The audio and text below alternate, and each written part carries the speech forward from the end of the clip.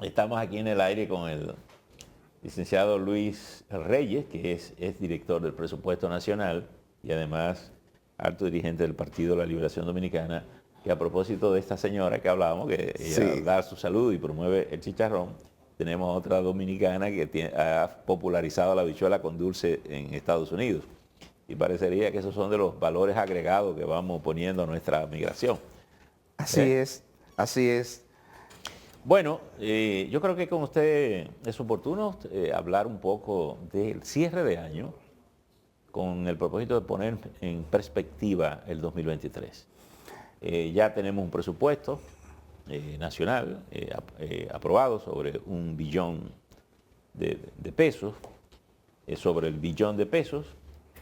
Seguimos con muchos temas, con reclamos, la Junta Central Electoral reclamando fondos.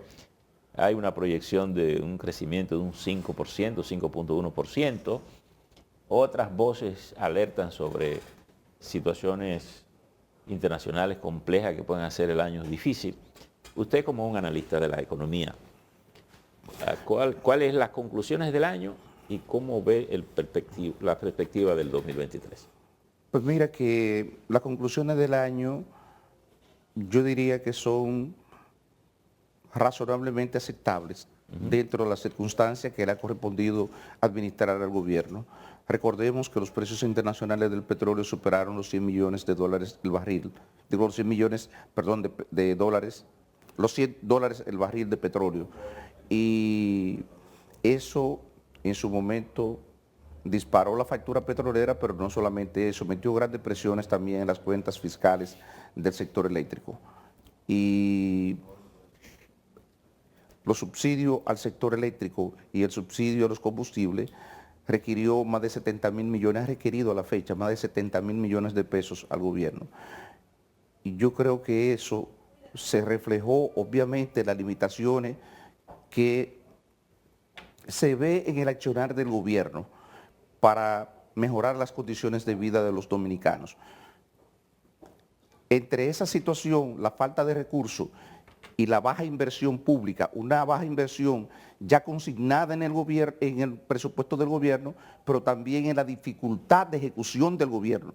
Es baja, pero más baja aún debido a la dificultad de ejecución. De 164.000 millones de pesos que tenía pautado ejecutar el gobierno, a la última fecha que vi la ejecución presupuestaria, al 9 de diciembre de este año, había ejecutado 109.000, aproximadamente un 70%. Entonces, un país con las carencias que existen hoy día, con esos bajos niveles de ejecución, de inversión, te podrá imaginar la imposibilidad que tiene el gobierno para afrontar los grandes desafíos, las muchas demandas ciudadanas que existen. Entonces, eso por un lado es cierto, pero en términos macro, no cabe la menor duda de que la economía sigue dando manifestaciones de que mantiene una gran solidez. El crecimiento se mantiene, el manejo de las cuentas fiscales en sentido general ha sido positivo, pero con esas restricciones. Ahora, Nosotros, tenemos números fiscales que podemos exhibir, sin lugar a duda, que son razonablemente aceptables. Pero eso no puede traducirse, no podemos decir que eso se ha traducido en una mejora en la calidad de vida de la población. pero se han identificado las razones de por qué el gobierno tiene dificultades para la ejecución de su presupuesto No, en términos de porque eso es inversión. algo que el gobierno no lo ha discutido de manera abierta. De hecho, yo no recuerdo haber escuchado ningún funcionario del gobierno que haya expuesto, que haya analizado las situaciones de por qué existe tan baja ejecución presupuestaria. Recordemos que ya esto no es solamente este año, sino que el año pasado hubo una situación similar y de pronto el gobierno, a través de una operación que sorprendió a todo el mundo, lo que quedaba disponible en el presupuesto al mes de noviembre desapareció en diciembre y eso hizo que por lo menos en términos de las cuentas fiscales apareciera como si se hubiera ejecutado esa partida que se tenía ahí contemplada, pero que nosotros sabemos que fueron destinadas a algunas instituciones que fueron dejadas en caja y que no hubo tal ejecución. Hubo más bien un manejo en términos financieros para aparentar de que el gobierno había ejecutado el presupuesto de inversión el pasado año.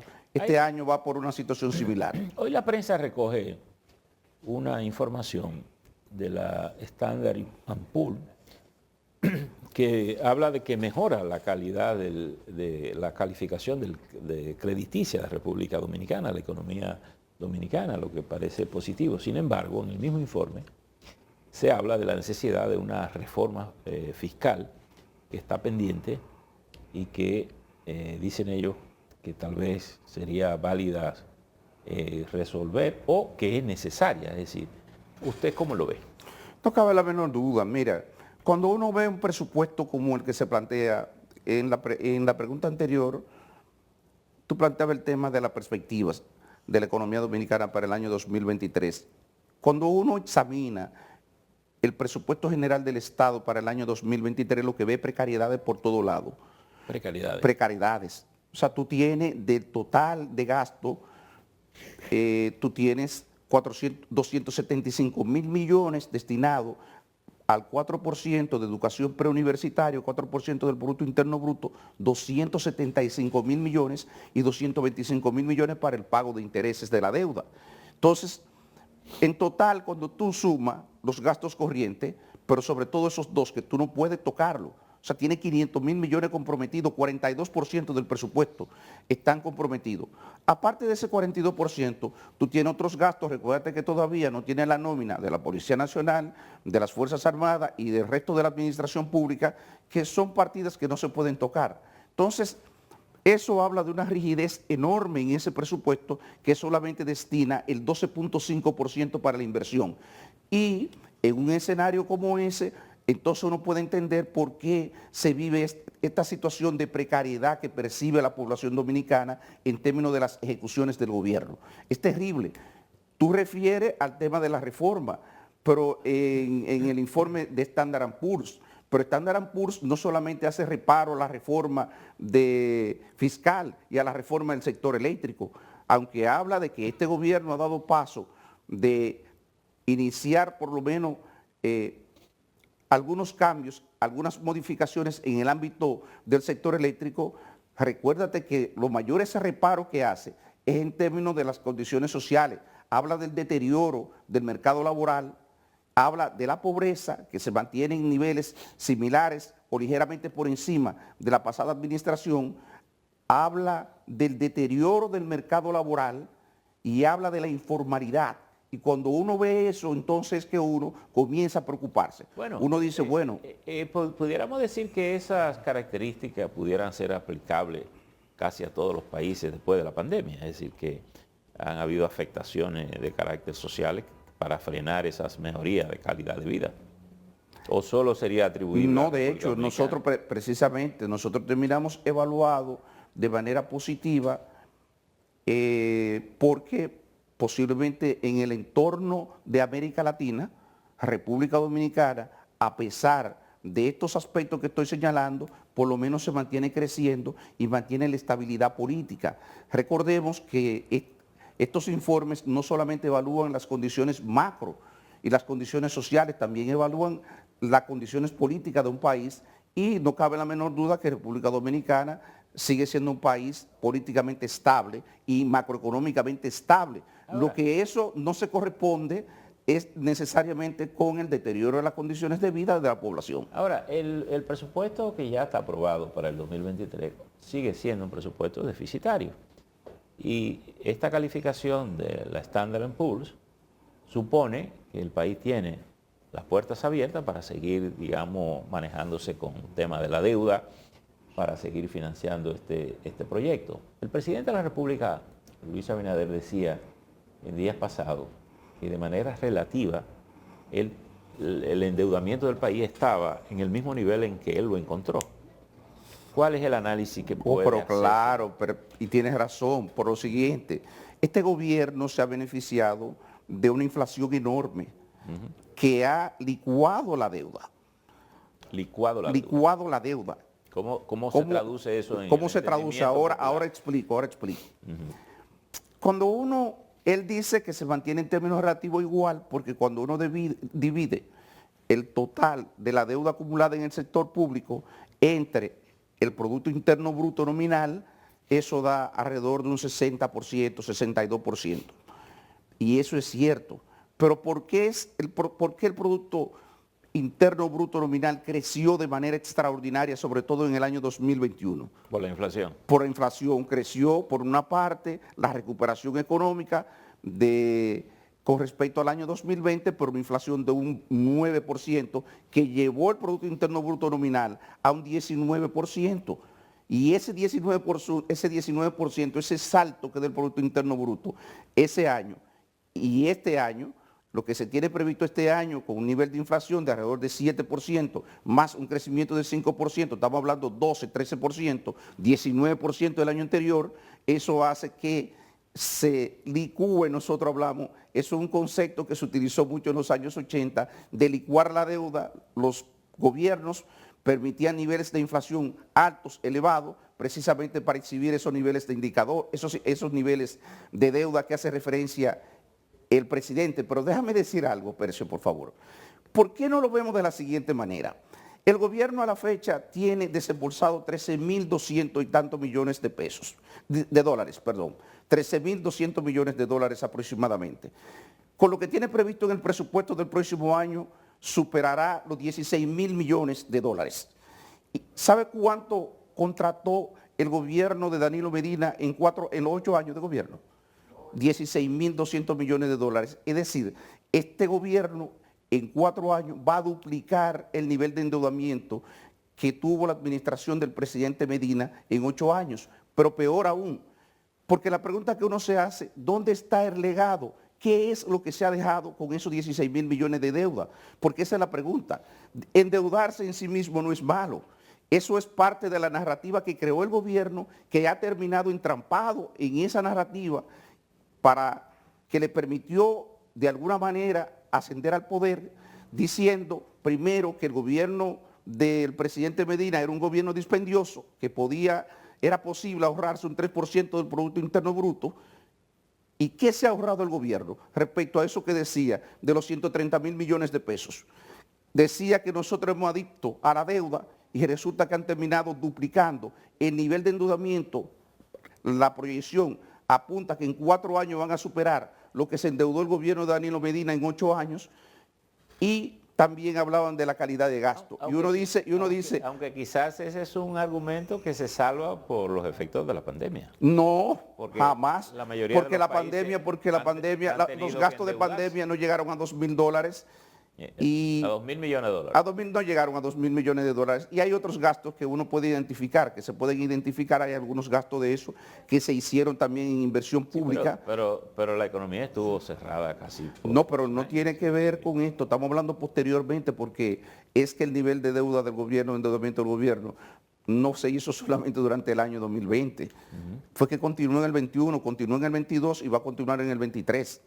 Entonces, pero también, eso no es problema. Y va a continuar, que usted no mírame, y va a continuar con esos niveles de déficit que tiene. Pero el problema no es el endeudamiento en sí mismo, porque yo nunca demonicé el endeudamiento. Ahora, hay un dicho que dice que cuando la economía funciona, la política funciona.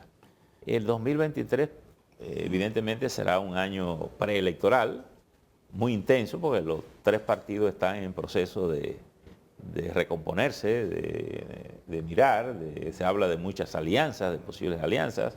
El lenguaje de los partidos parecería que las alianzas pueden ser tan sorprendentes que uno no sabe ni siquiera cómo se van a producir.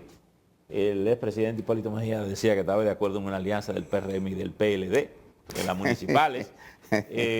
Hoy dice Olivares que el PRM hará alianzas grandiosas, es decir, que parece que todo el mundo está calculando. ¿Cómo proyectar entonces en el orden político el 2023 con la economía como usted la describe? Mire, es que hay un hecho. ¿Cuál es la preocupación que tienen los políticos, particularmente de gobierno? Incluso lo tenemos nosotros, la oposición también, porque al final de lo que se trata es del bienestar de la población. Después hablar sin centrarnos en ese aspecto, yo diría es hablar de más.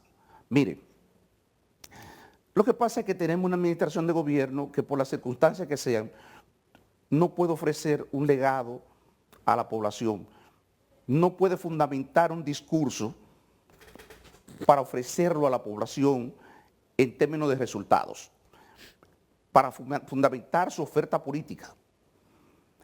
Y si no tiene resultados a esta fecha y tiene un presupuesto con esas limitaciones para el año 2023, ¿qué usted piensa que pueden ser las condiciones políticas de la administración? Sobre todo en un mercado electoral que parece bastante fragmentado, por lo menos suficientemente fragmentado como para que no haya un partido en este momento que sea dominante. De ahí que surjan en su discurso de plantear posibles alianzas electorales.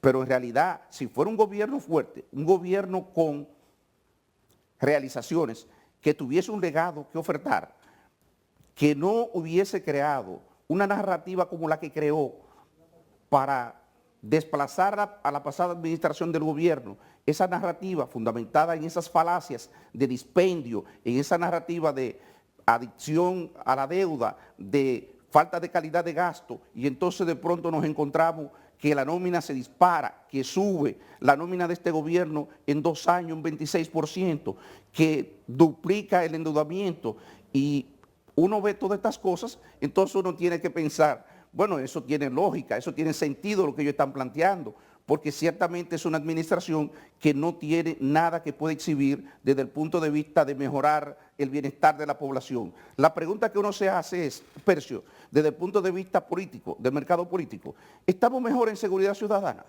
¿Estamos mejor en el sector eléctrico? ¿Estamos mejor en el sector transporte? ¿Estamos mejor en educación? ¿Estamos mejor en salud? ¿En qué es que estamos mejor entonces?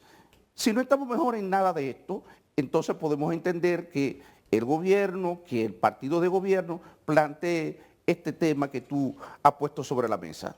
Ahora, el gobierno ha apostado mucho a la idea de la alianza público-privada y de hecho hay varios proyectos que lo han identificado de esa manera, en que simplemente el gobierno da la facilidad, el sector privado invierte, como es el modelo, por ejemplo, que se está desarrollando en Manzanillo, 2 plantas de gas, hotel, helipuerto, la reparación del puerto se va a licitar, según nos dijo el presidente, la tiene el Banco Interamericano de Desarrollo, porque la va a licitar, y todo esto con inversión privada, el Estado no está invirtiendo allí, y tal vez compensa el dato que usted señalaba del 12.1% de inversión.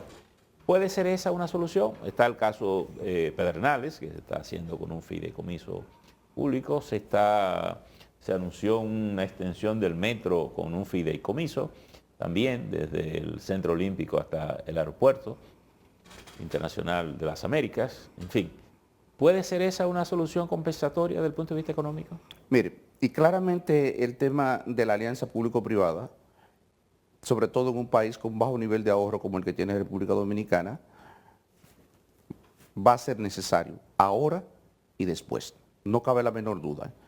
Ahora, Y parecería que el país tiene buena perspectiva porque en el informe de la Standard & Poor's se menciona justamente el flujo de inversión extranjera en el país. es que se mantiene. Y siempre el país en las últimas décadas ha sido un imán para atraer la inversión extranjera. Pero recordemos que las condiciones de las altas tasas de interés internacionales no son favorables para conseguir financiamiento y para hacer viable estos proyectos, ¿de acuerdo? Yo creo que esto tendríamos que esperar el próximo año, ver cómo evolucionan los mercados financieros internacionales antes de uno contar con estas inversiones que se van a realizar en estos proyectos. Digo lo siguiente, con el tema de los proyectos de la inversión público-privada, yo creo que el gobierno descansó mucho lo que sería su quehacer, lo que sería su legado en las alianzas público-privadas. Y obviamente eso lo hizo quizá no prestarle tanta atención al tema de la reforma fiscal y otras cosas que eran también, de todas maneras, desde el punto de vista político, tengo que decirlo, muy complicadas. Pero Y el tema de las alianzas y público-privadas, parecería que sigue siendo para el 23 complicado. perdóname, en año preelectoral no se hacen reformas. No se hace, ni se hizo, ni se va a hacer en este, ni se hizo en el anterior. O sea, también hay que ser honesto, hay que ser franco y decir las cosas como son. Ningún gobierno hace una reforma porque no encuentra aliados. Nadie va a cargar con el costo político de una reforma, menos la oposición, en un año preelectoral. Entonces, por eso es imposible hacer reforma en años preelectorales. Lo que decía es que el gobierno, en su visión, una visión muy empresarial, creyó que podía manejar la parte de la inversión contando fundamentalmente con la inversión público-privada y se ha encontrado con un entorno internacional que le es desfavorable, además de que no es tan fácil evaluar y ejecutar proyectos, porque después que se aprueban hay que salir a buscar financiamiento, hay que hacer una serie de labores de preinversión antes de uno poder ejecutar eso, y eso hace que sea muy complejo de apoyarse solamente en ello. Don Luis, gracias por esta conversación. Gracias a usted por la invitación de siempre. Sé que no lo voy a ver antes de que termine el año. Le deseo muchas felicidades, agradecerle toda su participación este año y que con la familia pues tengan buena salud y un buen 2023. Lo mismo para usted. ¿Ya? Muy bien. Para usted y los suyos. Así terminamos el programa de hoy con la intervención del licenciado Luis Reyes, es director del Presupuesto Nacional y alto dirigente del Partido de la Liberación Dominicana.